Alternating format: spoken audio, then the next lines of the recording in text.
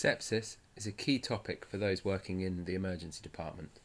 The vast majority of hospital admissions with sepsis will present via the ED. However, audit data often demonstrates that we could do better at the recognition and management of sepsis. The original paper on the Sepsis 6 by Daniels et al.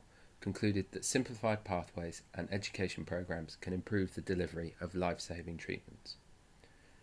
This video aims to recap sepsis as a spectrum, demonstrate how a patient with sepsis can be identified, and illustrate the Sepsis 6 care bundle. Any values quoted are from our local guidelines and correct as of 2015. To recognise sepsis, we must understand that the body's response to an insult, including infections, can be seen as the systemic inflammatory response syndrome. Patients with SIRS and suspicion of infection have sepsis. Patients with sepsis and evidence of organ dysfunction have severe sepsis. A patient with SIRS can be identified based on observations and basic blood tests. This video demonstrates that this assessment can be performed rapidly. Our assessment of SIMMAN takes about a minute, and we can measure his heart rate, respiratory rate, temperature, and mental state. This means we can already see he has SIRS before measuring his white cell count or blood glucose. This information may also be available from ambulance staff. There is some overlap between these criteria and early warning score systems. These patients may first come to the attention of nursing staff or HCAs, and medical review should be sought in the case of a patient with a high early warning score. This slide demonstrates our reference values and SIRS criteria.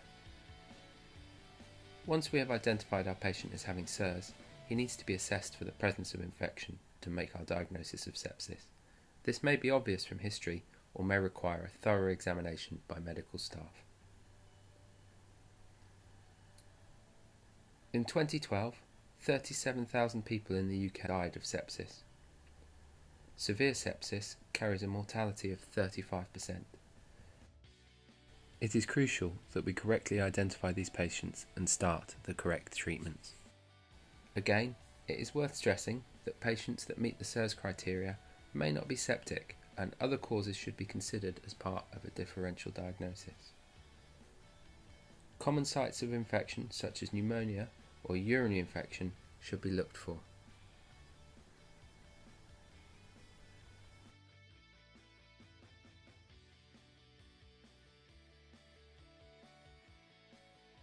Don't forget the acute abdomen, which may present with subtle findings, especially in the elderly.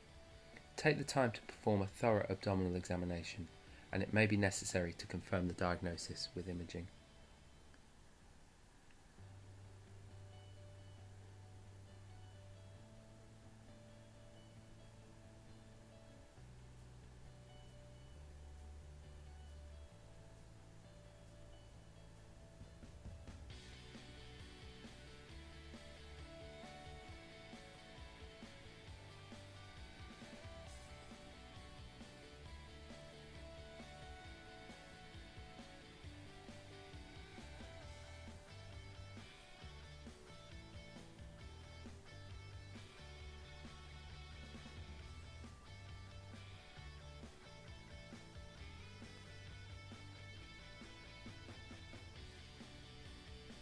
Skin and wound infections can also be missed and often hide under clothing and bandages.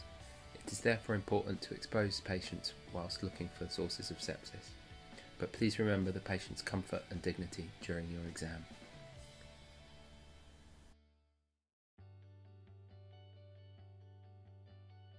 Once you diagnose sepsis, the clock starts and you have 60 minutes to make your interventions. 1. Oxygen. Keep your patient's saturations above 90%.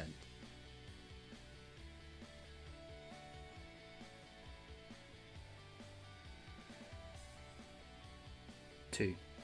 Take bloods, including cultures and a lactate. Also remember, we are going to assess this patient for organ dysfunction, so Usinase, LFTs and coag are also needed. Blood cultures can easily be forgotten if the bloods are being taken before sepsis is considered. We are also cannulating our patient, and this will help with steps 4 and 5.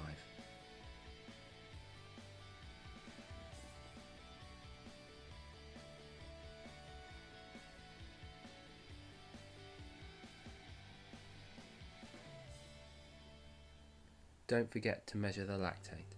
This may require taking a separate sample for your blood gas analyzer.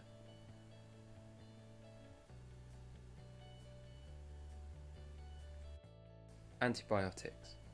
These will depend on the source, local policy and allergy status. Also be aware that the neutropenic patient may require a special regime. IV fluids.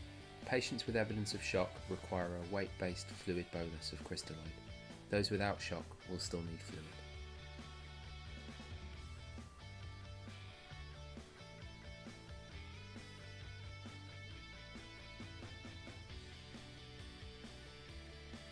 Monitor your patient's urine output and consider whether a catheter is needed.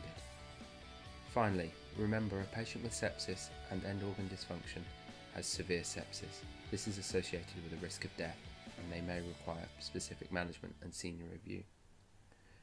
The criteria for identifying end organ dysfunction are provided by the bloods we've taken earlier and by urine output, as well as continuing observations. Don't forget to reassess your patient after the initial treatments have been given, and where appropriate, consider review by critical care.